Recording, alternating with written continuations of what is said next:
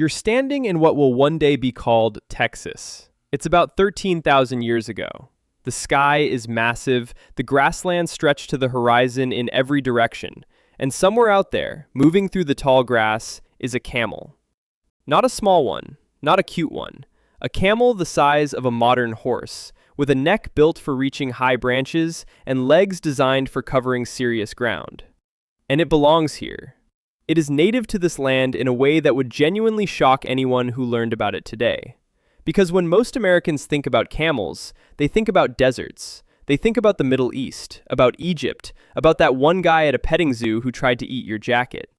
Nobody thinks about Kansas. Nobody thinks about California. Nobody thinks about the open plains of prehistoric North America, teeming with animals so strange and so enormous that the continent would be almost unrecognizable to us today. Here's what almost nobody learns in school. Camels did not originate in Africa or Asia. They originated right here, in North America. The very first camel ancestors appeared on this continent roughly 45 million years ago, starting out as small, rabbit-sized creatures, and spending tens of millions of years evolving, diversifying, and spreading across the land. By the time our story really gets going, North America had been a camel success story for longer than most animals have existed at all. Some species were massive, some were slender and fast.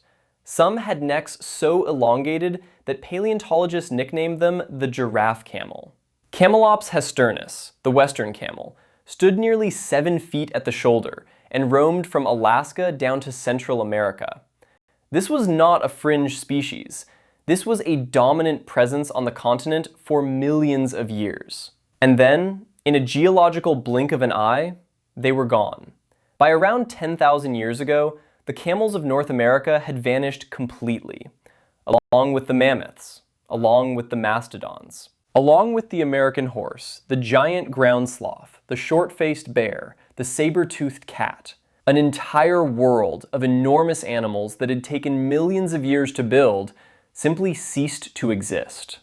Scientists call this the end Pleistocene extinction event. What they argue about, intensely and sometimes bitterly, is why it happened. Because the timing is not random. The timing is deeply, uncomfortably specific.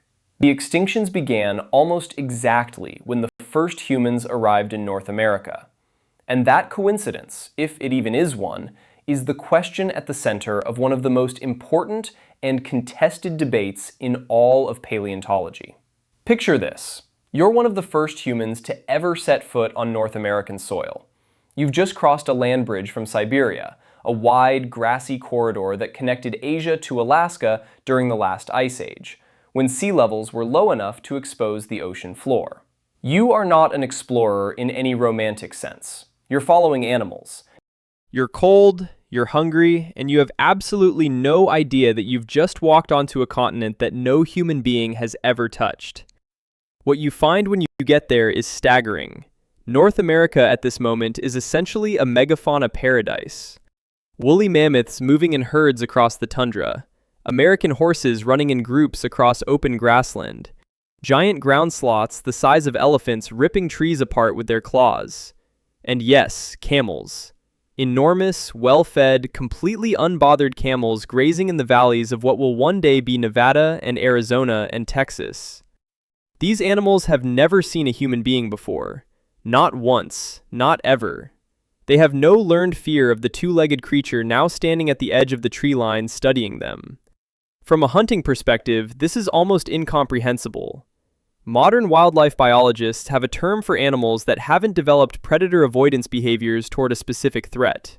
They call it ecological naivety. And the megafauna of North America were naive in the most catastrophic way possible. The first Americans were not casual hunters.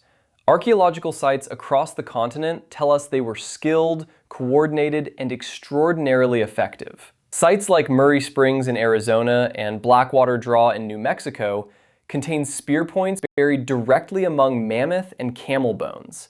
Kill sites where the evidence of human hunting is impossible to argue away. These people had sophisticated weapons, the Clovis point being the most famous, a beautifully crafted, fluted spear tip capable of bringing down the largest animals on the continent. They knew what they were doing. And here is where the timeline becomes genuinely disturbing. Humans are confirmed to have arrived in North America somewhere between 15,000 and 13,000 years ago, though some evidence pushes that date earlier. The megafauna extinctions accelerate sharply around 12,000 to 10,000 years ago. The overlap is not subtle. It is not a matter of centuries drifting past each other on a geological chart. It is tight. It is pointed. Across continent after continent, where humans arrive for the first time, the same pattern appears with unsettling consistency. People show up, large animals disappear. The question is whether that pattern is a coincidence or a verdict. Here is where honest science gets complicated, because not everyone agrees that humans pulled the trigger. And the scientists who push back on that idea are not cranks. They are serious researchers with serious evidence, and their argument deserves a real hearing before we decide anything. The climate case goes like this. The end of the Pleistocene was not a stable, pleasant time to be alive on this planet. The last ice age was winding down, and that process was neither smooth nor gradual. Global temperatures were swinging dramatically. Ice sheets were retreating and advancing. Rainfall patterns were shifting. Ecosystems that had been stable for tens of thousands of years were being pulled apart and reassembled in entirely new configurations. Grasslands that had supported enormous herds of grazing animals were transforming into forests and scrubland. The food base that megafauna depended on was changing faster than evolution could keep up with. Some researchers argue that animals like Camelops were already under severe stress before the first human ever raised a spear. That we arrived at the tail end of a collapse already underway and took credit, or blame, for a crime the climate committed first. It is a reasonable argument. It is backed by genuine data, and it is probably partially true. But here's the problem with letting climate carry all the weight. Ice ages had ended before, multiple times. The Pleistocene alone cycled through dozens of glacial and interglacial periods over the past 2.5 million years. Temperatures rose and fell. Ecosystems reorganized. And through all of it, the megafauna survived. Camels made it through ice age after ice age without disappearing. Mammoths persisted through warming cycles that were comparable in scale to what happened 12,000 years ago. The animals were not fragile. They were not on their last legs ecologically. They had a multi-million-year track record of surviving exactly the kind of climate disruption that supposedly finished them off. Until humans arrived. That is the detail that keeps pulling investigators back to the same uncomfortable conclusion. The most compelling modern view is not climate or humans, but climate and humans. A one-two punch where environmental stress reduced populations and fragmented habitats just as a new and highly effective predator appeared with no existing relationship to these animals and no cultural or ecological break on how hard it hunted. The camels had survived everything the planet had thrown at them for 45 million years. What they had never encountered, not once in all that time, was us. And that combination, a stressed ecosystem plus a novel predator with stone-tipped spears and absolutely no idea what was at stake, may have been the specific and unrepeatable catastrophe that emptied a continent. The camels never came back. But here is the strange, almost poetic footnote to this story. They did not disappear from the Earth entirely.